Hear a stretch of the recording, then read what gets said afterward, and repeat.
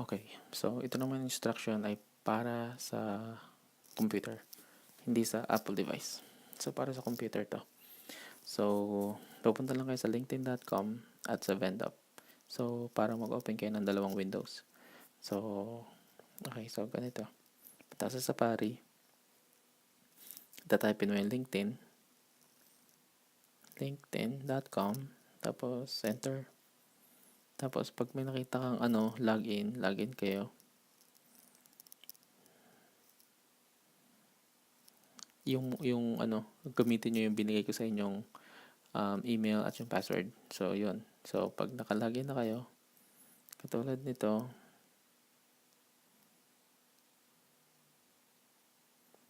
itong kay Mariel, itong gamit ko. So pagkatapos nyan, mag-open naman kayo ng bagong Windows.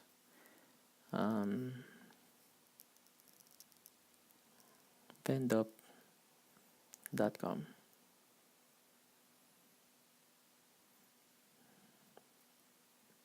So, okay. So, ito ulit. So, gagawin ko ulit yung ginawa ko kanina doon sa isa.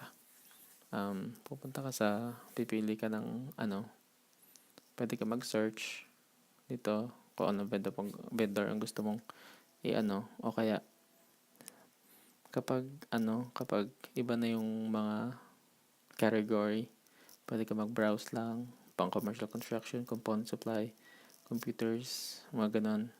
Kasi minsan sa buwan-buwan, sa every month ay pinapalitan nila ng ng kung ano klase yung iso-survey natin. So yun, pipili ka ng kahit ano. So welding, kahit ano.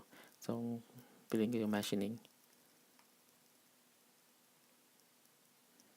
Okay, so yun na, yung mga pipili ka dyan. So press next na lang natin.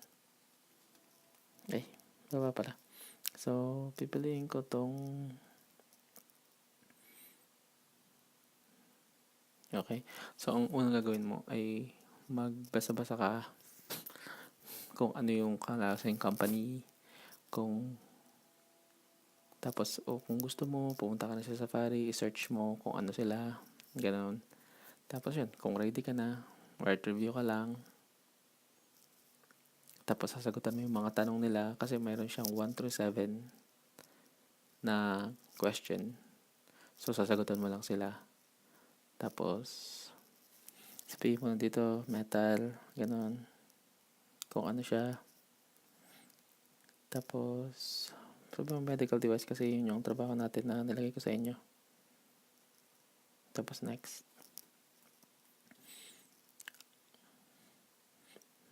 Tapos yan, sagutin nyo lang yan. Sagot na yan.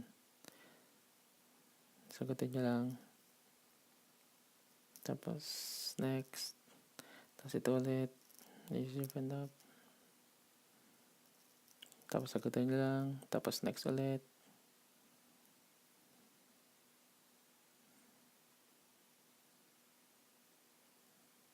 Meron ditong na okay, ito yata 'yan sa 4 yata na kailangan sabihin niyo sa kanila yung item na ginagawa na sino-survey nyo ay job related. Kailangan lahat yun job related lang siya. Hindi pwedeng personal used.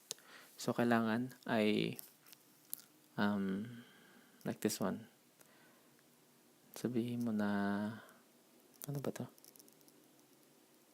Okay. So kung ano yung ginagawa mo, kailangan mo malaman kung ano siya or kung ano yung ginagawa niya or kung ano yung company na yun o yung vendor na yun. Tapos yun, kaya kailangan mo lang sabihin na ginagamit ko sa work namin. Ganon. Tapos on time sila mag-deliver. Parang ganon. So kailangan work-related yung mo. Yung ilalagay mo. Okay, so next ulit.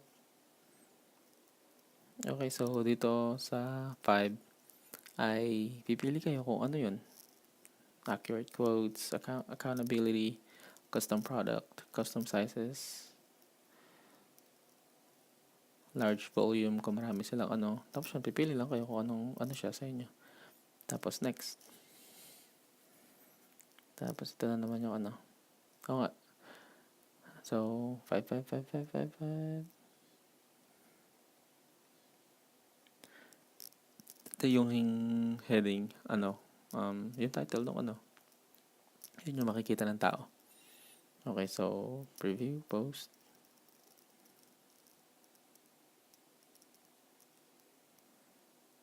Tapos yun. Tapos, pagkatapos yun, post review. Tapos, nandun na yung isa nyo. It's pretty easy. Madali lang siya. So, kailangan nyo lang, pag-aralan kung ano yung nyo. Yung ginagawa nyong survey. Okay? I guess, that's it. Tapos, gagawa na ulit kayo ng sunod. Okay. Okay, I guess yun lang. Okay, bye-bye. Have fun.